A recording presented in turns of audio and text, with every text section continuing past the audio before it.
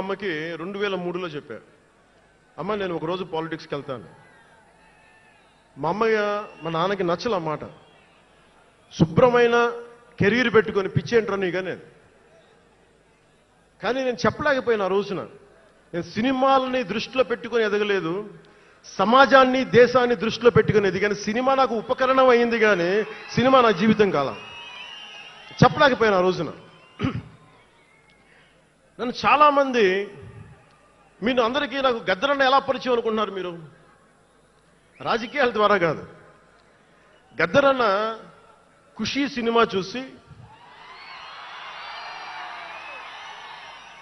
మా అన్నయ్య గారిని పట్టుకొని మా అన్నయ్య గారి దగ్గరికి వచ్చి, మా పెద్దన్నయ్య గారి దగ్గరికి వచ్చి, మీ తమ్ముడిని కలవాల్సిందే నేను.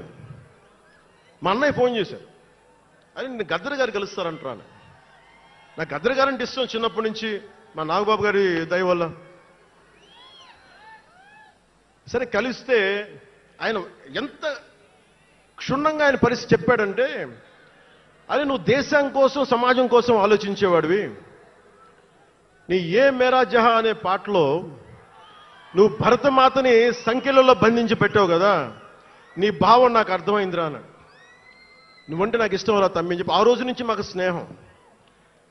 అది నాకు అన్నా తమ్ముడ బంధమైందని ఆయన చనిపోయేలోపు. అలాగే 2006లో నేను విపరీతంగా ఒక పిహెచ్డి కోసం ఒక స్కాలర్ ఎలా చదువుతాడో పుస్తకాల మధ్యలో సినిమాలు చేశాను. అందుకే నా సినిమాలు మీకు నచ్చి ఉండకపోవచ్చు ఆ రోజున. కానీ నా జ్వలనాన్ని ఎక్కడో ఢిల్లీలో కూర్చొని ఒక్కళ్ళు, ఢిల్లీ యూనివర్సిటీలో పనిచేసే ఒక ప్రొఫెసర్, ప్రకాశం జిల్లాకు చెందిన వ్యక్తి, నాకు తెలియదు ఆయన ప్రకాశం జిల్లా వ్యక్తి. నా రోజున ఆయన వచ్చి మిమ్మల్ని కలవాలని చెప్పి ఒక నెల రోజులు నా వెంట పడితే ఆయన కలిశారు.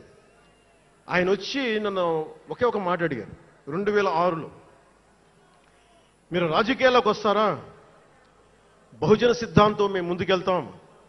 చాలామంది అడిగి నన్ను పంపించారు, మీరు సంసిద్ధం అంటే నేను మాట్లాడతాను, నేను కదుపుతానంటే. ఆ రోజున నాకు ఇంకా మెచ్యూరిటీ లేదు. ఒక కుటుంబాన్ని నడపడానికే చాలా శ్రమ పడాలి. ఒక కుటుంబాన్ని ఏకతాటిపైన తీసుకురావాలంటే నేను కష్టపడాలి.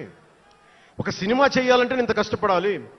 ఇన్ని కోట్ల మందికి సంబంధించిన జీవితాన్ని ఒక భావంతో కట్టిపడేయాలంటే నాకు ఇంకా అంత మెచ్యూరిటీ లేదు. మెచ్యూరిటీ వచ్చిన రోజున మీకు తెలియజేస్తానని చెప్పాను. ఆ వ్యక్తి అప్పటి నుంచి ఇప్పటిదాకా అరుదుగా అప్పుడప్పుడు కలుస్తూ ఉంటాను. ఈ రోజున హైదరాబాద్ సెంట్రల్ యూనివర్సిటీ ప్రొఫెసర్, మీలో కొంతమందికి తెలిసి ఉండొచ్చు, ప్రొఫెసర్ శ్రీపతి రాముడు గారికి మనస్ఫూర్తిగా నా ధన్యవాదాలు తెలియజేస్తున్నాను. వారిని వేదికపైకి రమ్మని మనస్ఫూర్తిగా కోరుకుంటా ఉన్నాను. ఎందుకంటే మీరు ఓజీ ఓజీ అని అరుస్తూ ఉంటే, నన్ను సినిమాల కంటే కూడా సినిమాల్లో ప్రజలకి పనిచేసే మనిషిని చూశారు ఇలాంటి మేధావులందరూ, పోరాట యోధులందరూ. సో నాకు ఎప్పుడు కూడా ఆయన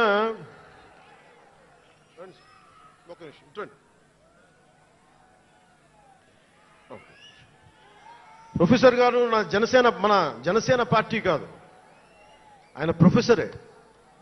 బహుజన సిద్ధాంతాల కోసం, అంబేద్కర్ ఆశయాల కోసం, అణగారిన వర్గాల కోసం నిలబడ్డ వ్యక్తి. ఆయన చాలామంది విద్యార్థుల్ని పిహెచ్డీలకి సిద్ధం చేసే వ్యక్తి. మన దగ్గరున్న బేతపూడి విజయ్ కుమార్ గారు కూడా ఆయన శిష్యుడే. ఇలాంటి శిష్యులు ఎంతమంది తయారు చేసి ఆయన జనసేన ఎప్పుడు నాకు అండగా ఉంటారు. ఓడిపోయినా నిలబడ్డా ఎప్పుడైనా సరే నమ్మకం ఏంటంటే మీరు ఉండాలి, మీరు రాణించాలి నిరంతరం తప్పించే శ్రీపతి రాముడు గారికి నేను ఇవ్వగలిగేది ఒకటే, నా గుండెల నుంచి ప్రేమ ఇవ్వగలను.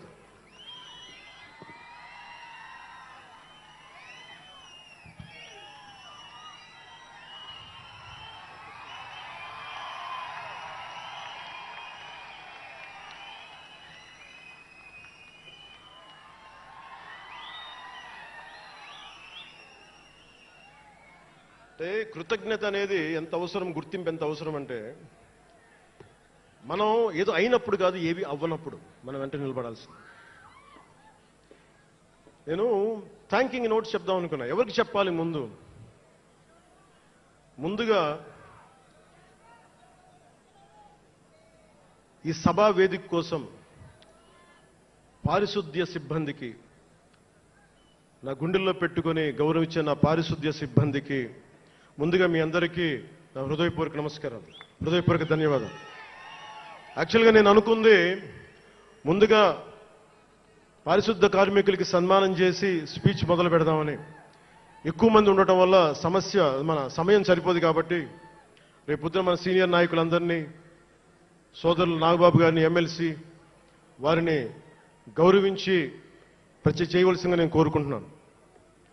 అలాగే దారి పొడవునా శుభాకాంక్షలు తెలియజేసిన హోర్డింగ్స్ ద్వారా నా సోదరులు సోదరీమణులందరికీ, ప్రతి ఒక్కరికి, నాయకులందరికీ నా ధన్యవాదాలు. డిప్యూటీ సీఎం పేషి అధికారులందరికీ కూడా నా ధన్యవాదాలు. నా సెక్యూరిటీ సిబ్బందికి కూడా నా ధన్యవాదాలు. ఈ ఆవిర్భావ దినోత్సవానికి ముందుండి నడిపించిన గౌరవ సివిల్ సప్లైస్ మంత్రి, Janasena political affairs committee chairman, నన్ను కాలానికి నా పరీక్షలు పెట్టి కానీ ఒకసారి నిర్ణయం తీసుకున్న తర్వాత ఓడిపోయినా కానీ వెన్నంటే నిలబడ్డ నా సోదరుడు పిఎస్సి చైర్మన్, గౌరవ సివిల్ సప్లైస్ మంత్రి శ్రీ నాదెండ్ల మనోహర్ గారికి నా హృదయపూర్వక ధన్యవాదాలు.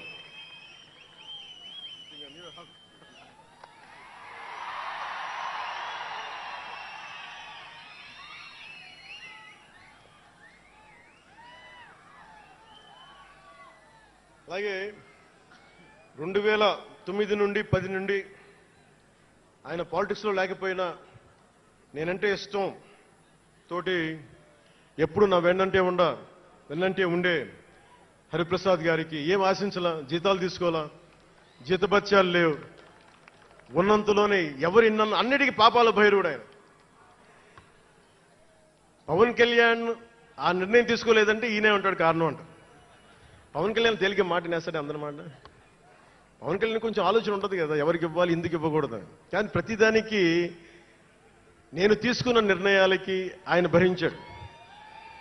అలాంటి అన్నిటినీ భరించి నా వెన్నంటే ఉన్న హరిప్రసాద్ గారికి మనస్ఫూర్తిగా నా ధన్యవాదాలు.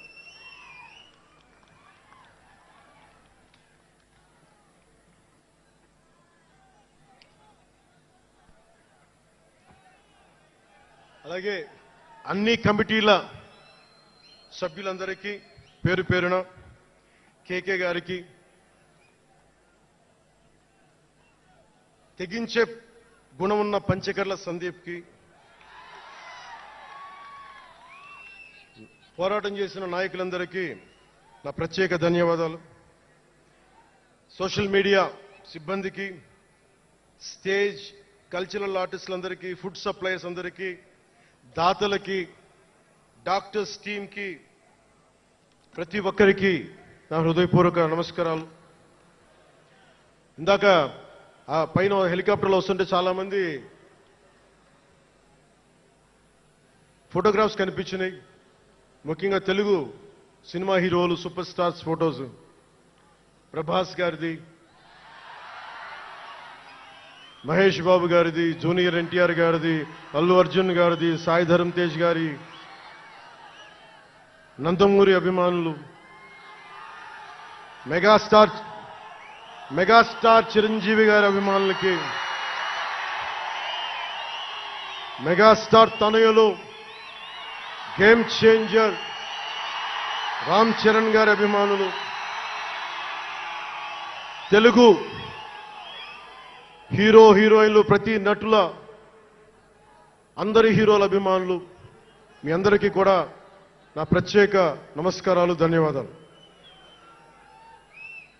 అలాగే పవన్ కళ్యాణ్ అభిమానులకు కూడా నా హృదయపూర్వక నమస్కారం.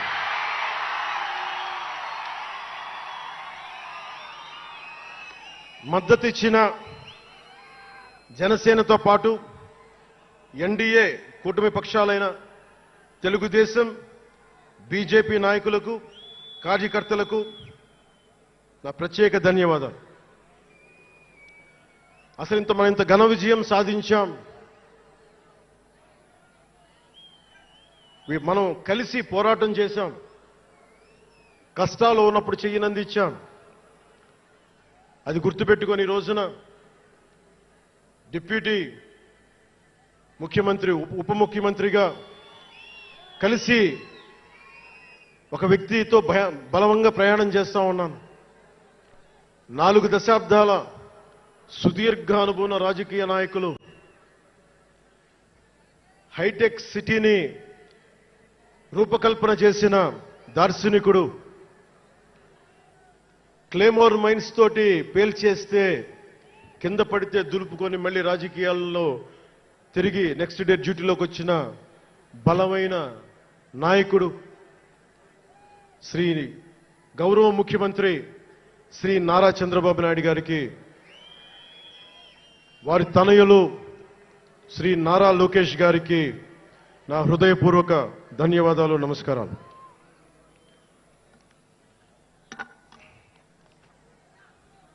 ఒకసారి నా నోటి నుంచి 11 సంవత్సరాలు నలిగాం కదా, మన ఎంపీలు మన పేర్లు నా నోటి గుండా చెప్పాలి మీ అందరికీ అని చెప్పడానికి. నాదెండ్ల మనోహర్ గారికి, కందుల దుర్గేష్ గారికి, ఎంపీలు తంగెళ్ల ఉదయ్ శ్రీనివాస్ గారికి, వల్లభనేని బాలశౌరి గారికి, కొణిదెల నాగబాబు గారికి, హరిప్రసాద్ గారికి, నిమ్మక జయకృష్ణ గారికి, లోకం మాధవ గారికి, కొడతాల రామకృష్ణ గారికి, పంచకల్ల రమేష్ బాబు గారికి, సుందరపు విజయ్ కుమార్ గారికి, చనిపోయిన వంశీకృష్ణ యాదవ్ గారికి, పంతం నానాజీ గారికి, భక్తుల బలరామకృష్ణ గారికి, శ్రీ దేవివర ప్రసాద్ గారికి, గిడ్డి సత్యనారాయణ గారికి, పులపర్తి ఆంజనేయులు గారికి, బొమ్మిడి నాయకర్ గారికి, బోలిశెట్టి శ్రీనివాస్ గారికి, పొత్సమాత ధర్మరాజు గారికి, చిర్రి బాలరాజు గారికి, మండలి బుద్ధప్రసాద్ గారికి, ఆర శ్రీధర్ గారికి, ఆరణి శ్రీనివాసులు గారికి, 2000 పవన్ కళ్యాణ్ మర్చిపోయా, నేను మర్చిపోయినా మీరు మర్చిపోయిన ఎవరు కదా.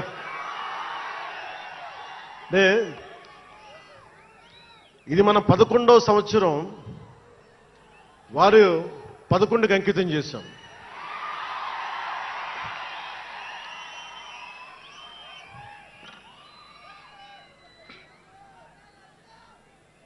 Love you two.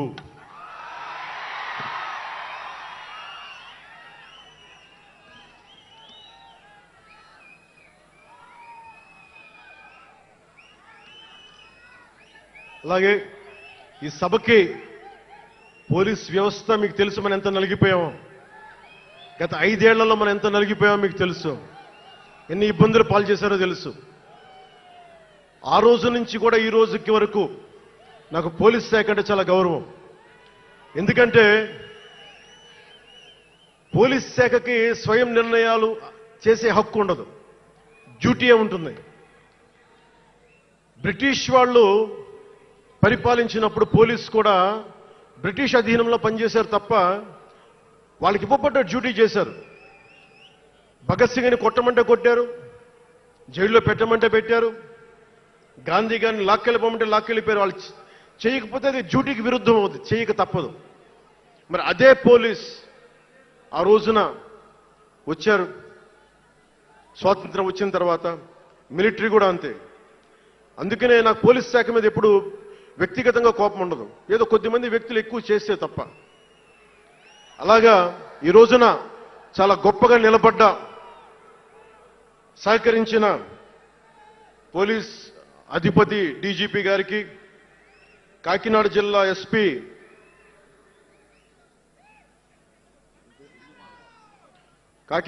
ఎస్పీ బిందు మాధవ్ గారికి, కలెక్టర్ శ్రీ షణ్మోహన్ గారికి, రెవెన్యూ అధికారులకు, ఇతర పోలీస్ అధికారులకు, మున్సిపల్ అధికారులకు, బందోబస్తు డ్యూటీకి వచ్చి అన్ని జిల్లాల నుంచి వచ్చిన నలిగిపోయి ఎండలో ఉన్న నా కానిస్టేబుల్ సోదరులకు, ప్రతి ఒక్కరికి పేరు పేరున నా హృదయపూర్వక ధన్యవాదాలు, హృదయపూర్వక కృతజ్ఞతలు.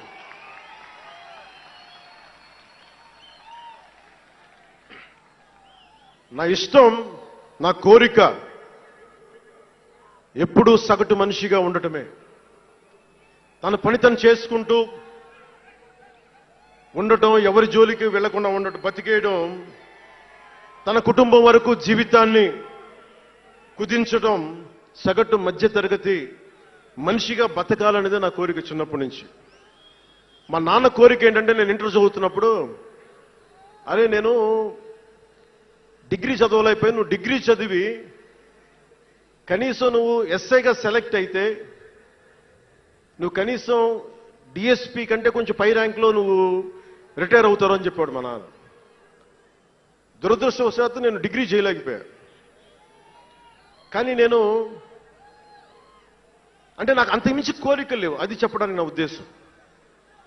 చాలా చిన్న జీవితాలు మాయి. మా అన్నయ్య గారు ఏదో పొరపాటు యాక్టర్ అయిపోయారు తప్ప నాకు రావాలి నేను ఎప్పుడు అనుకోలే.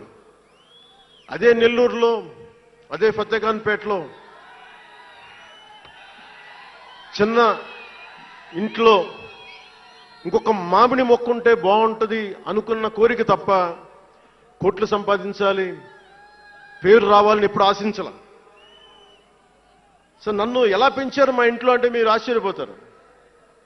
మొన్న నా friend Anand Sai TTD board సభ్యుడిగా నియమితులయ్యారు. అతను చెప్తా ఉన్నాను నాకు ఈ మధ్యన,